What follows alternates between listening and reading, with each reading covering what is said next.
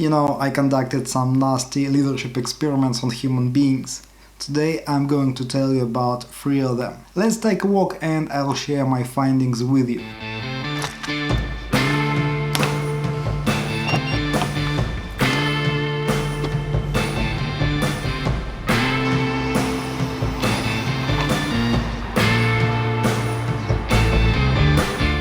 And here we are.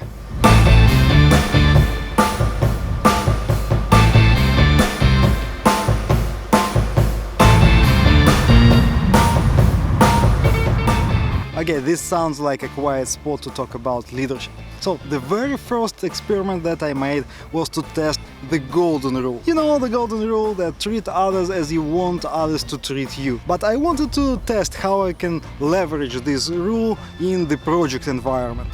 Idea was to do some non-work related good things to team members and in return get some reciprocity towards me as a project manager and leader. And I'm talking about really small things like give a ride to a team member to office or from office, bring some donuts and coffee to team members and so on. So as a result I got a great friendly environment, but nothing of these actions actually transformed into additional productivity, feeling of the ownership for the project or things like that. So I decided to make a small change to this experiment. Rather than doing non-work related stuff, I switched to helping them build their careers, help them get promotions and salary raises.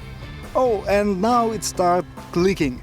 People increased their productivity. They were on time in the office. They did all the work to their best. So all in all, the golden rule works, but you need to connect the right dots. If you want to raise work-related attributes, you need to provide work-related benefits. That's why coaching and mentoring is essential for motivation of your team. And with this in mind, I had to conduct this second experiment. I wanted to see if I can enforce leadership responsibilities on a person. Spoiler, it didn't work out well, but let's go up there and I'll tell you about the outcome of that experiment. What a great view we have here. That's my favorite spot of the city. But let's take a seat and I'll tell you about the experiment. I didn't actually plan this experiment, it happened accidentally. I wanted to challenge a person and I enforced a leadership role, the team leader role on him, and it didn't work out at all. I quickly noticed that this leadership role put so much stress on this person that I decided to cancel this whole endeavor at once. After that, I watched closely all my group and team leaders.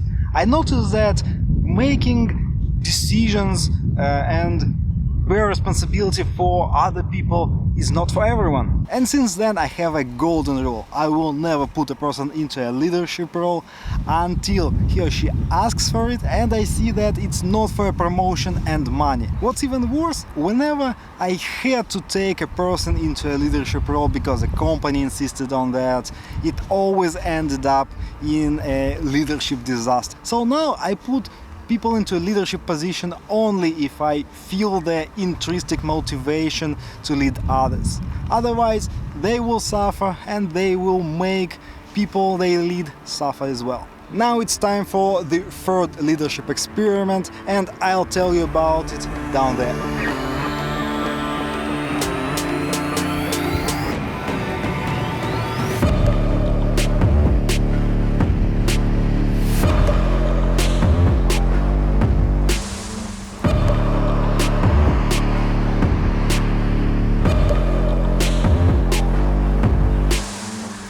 We are down. It's time to talk about the third leadership experiment.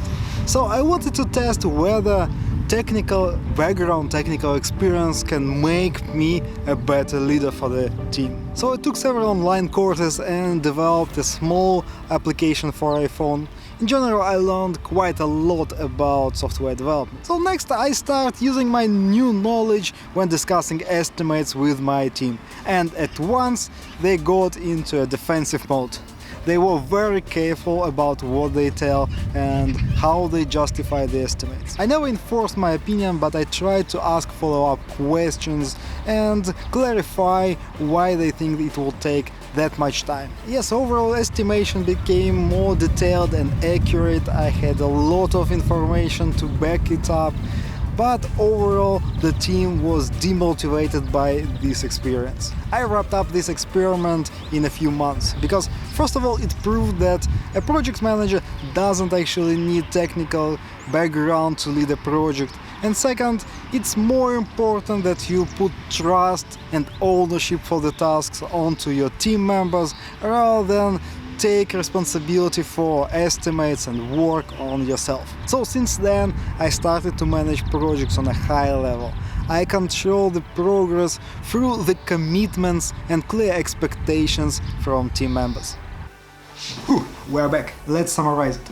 So, first of all, I do recommend that you conduct your own leadership experiments, but do it in a controlled way. First of all, select just one thing to test and set the expected result you want to achieve. Then, through your experimentations, check what's the actual result and if it compares with the expected one. And also, I recommend that you watch this video because it will share a few more tips on how to be a great leader and great project manager for your team. Click this video and I'll talk to you there.